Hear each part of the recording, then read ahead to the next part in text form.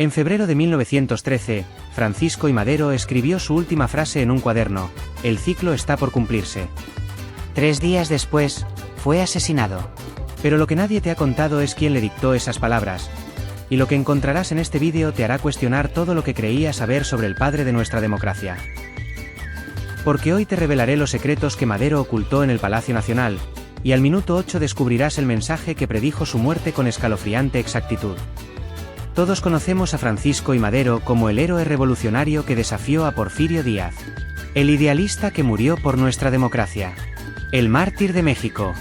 Pero existe otra versión de Madero. Una que los libros de historia prefieren ignorar. Una que sus enemigos usaron para destruirlo, y que tal vez explique por qué aceptó su destino con tanta calma. Porque Francisco I. Madero no solo hablaba con los vivos. Hablaba con los muertos. Todo comenzó cuando era apenas un joven. Mientras otros muchachos de su edad estudiaban leyes o administración, Madero pasaba horas encerrado en su habitación, devorando las obras de Allan Kardec, el filósofo francés que revolucionó el espiritismo. No eran simples lecturas. Eran estudios obsesivos. Meditaciones que duraban horas completas donde intentaba alcanzar lo que él llamaba el plano de la verdad. Y una noche de 1891, algo respondió. En su diario, Madero registró su primer contacto. Una entidad que se identificó como José. No un fantasma cualquiera, sino su guía espiritual. Su compañero constante desde ese momento. ¿Locura? ¿Imaginación? Espera a escuchar lo que viene. Pero José no estaba solo. Con el tiempo, otras voces llegaron. Voces que Madero reconoció inmediatamente. Benito Juárez. El benemérito de las Américas. El presidente que salvó a México de la invasión francesa. Y según los diarios de Madero, Juárez tenía un mensaje urgente: México necesitaba un sacrificio. Una redención purificada con sangre. Madero llenó cientos de páginas con estos mensajes. Su letra apretada, frenética. Frases que no parecían pensadas, sino dictadas. Como si su mano fuera solo el instrumento de una fuerza invisible. Y aquí viene lo perturbador. Cuando lees esos diarios hoy, algunas predicciones son tan precisas que resultan imposibles de explicar. Pero antes de revelarte la profecía más escalofriante, necesitas entender hasta dónde llegó la obsesión de Madero. En 1911, Madero no solo ganó la presidencia. Publicó un libro. Bajo el seudónimo Bima, lanzó el Manual Espírita. Un presidente de México. Explicando públicamente cómo comunicarse con los muertos. Cómo funciona la reencarnación. Cómo entender el alma. Sus enemigos lo destrozaron.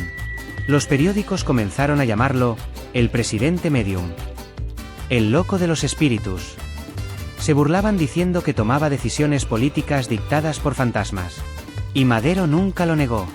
De hecho, en una de sus cartas escribió algo que debería estar grabado en nuestra memoria: los espíritus guían a la humanidad. Yo solo soy su instrumento. Pero lo que hacía en secreto era aún más perturbador. Se cuenta que durante las noches, Madero se encerraba en una habitación del Palacio Nacional. Encendía una vela. Cerraba los ojos. Y dejaba que la pluma se moviera sola. Sus colaboradores más cercanos lo encontraban después de estas sesiones, pálido, tembloroso, murmurando frases incomprensibles. O diciendo que había recibido una advertencia. Y ahora déjame hacerte una segunda promesa. Al final de este vídeo, te revelaré algo que no aparece en ningún libro de historia. Un testimonio de lo que encontraron en la habitación donde murió Madero. Un objeto que sus asesinos quisieron destruir pero que sobrevivió. Algo que prueba que él sabía exactamente lo que iba a pasar. Pero primero, necesitas ver hasta dónde llegaba su conexión con el más allá. Enero de 1913. Madero escribe en su diario personal. Los espíritus me hablan del sacrificio necesario. México debe renacer purificado. Siento a mis guías más cerca que nunca. Parecen estar esperándome para una transición inevitable. Esto lo escribió el 15 de enero. El golpe de Estado estalló el 9 de febrero. Francisco I. Madero fue asesinado el 22 de febrero de 1913. 38 días después de predecir su propia muerte. Pero hay más. Mucho más. En las semanas previas al golpe, quienes lo veían notaron cambios. Madero parecía distante.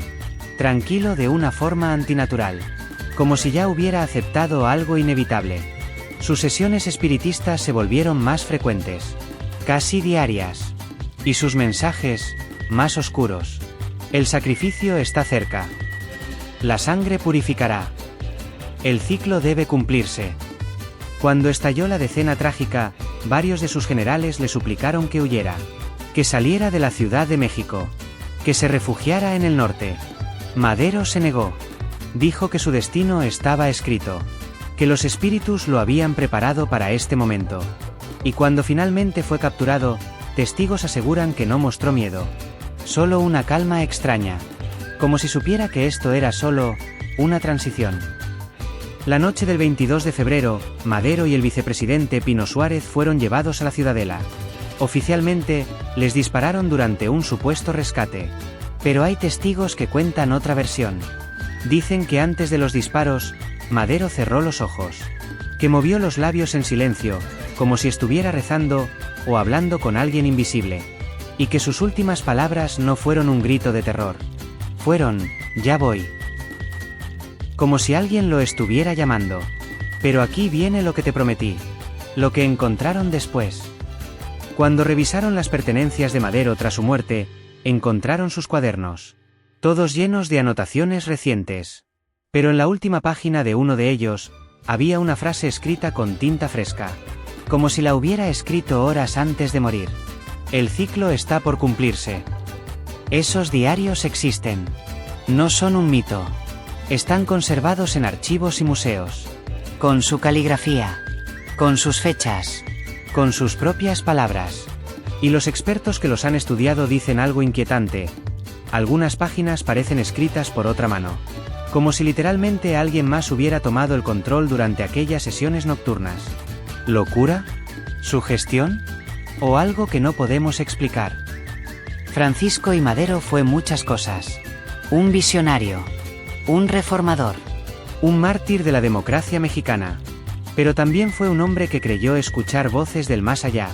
Y la siguió sin dudar, incluso cuando esas mismas voces parecían advertirle sobre su trágico final.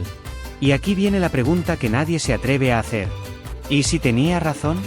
¿Y si realmente existía algo guiándolo? ¿Y si su muerte no fue una tragedia, sino el cumplimiento de un plan que él mismo aceptó? Porque cuando su cuerpo cayó en aquella madrugada de febrero, quizá Madero no pensó que todo había terminado. Tal vez solo estaba regresando al lugar de donde, durante tantos años, creyó estar recibiendo sus instrucciones. Hoy, más de 100 años después, los diarios espiritistas de Madero siguen siendo estudiados.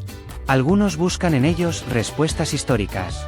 Otros, evidencia de algo paranormal. Pero todos coinciden en algo. Francisco I. Madero vivió y murió convencido de que había algo más allá de lo que podemos ver.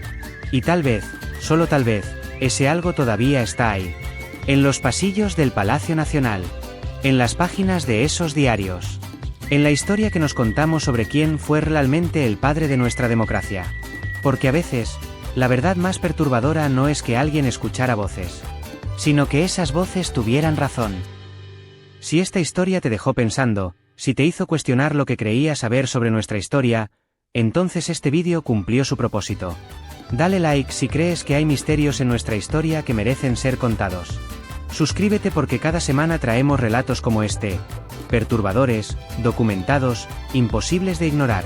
Y déjame en los comentarios, ¿crees que Madero realmente se comunicaba con espíritus? ¿O fue víctima de su propia sugestión? Quiero leer tu opinión. Porque estas historias no son solo del pasado. Son preguntas que todavía resuenan hoy. Pero antes de irte, déjame contarte que viene en el próximo vídeo. Porque si te pareció inquietante la historia de un presidente que hablaba con los muertos, espera conocer al trabajador del metro que nunca pudo marcar su salida. Su nombre era Víctor Castilla Platonov, inspector de la línea 3. Murió arrollado entre los vagones que debía revisar. Pero sus compañeros aseguran que nunca se fue, que todavía lo ven caminando junto a las vías. Con su uniforme. Con su casco. Presentándose con la misma frase escalofriante. Yo también soy inspector. Mi apellido, Platonov. Esa historia la subo el próximo día. No te la pierdas.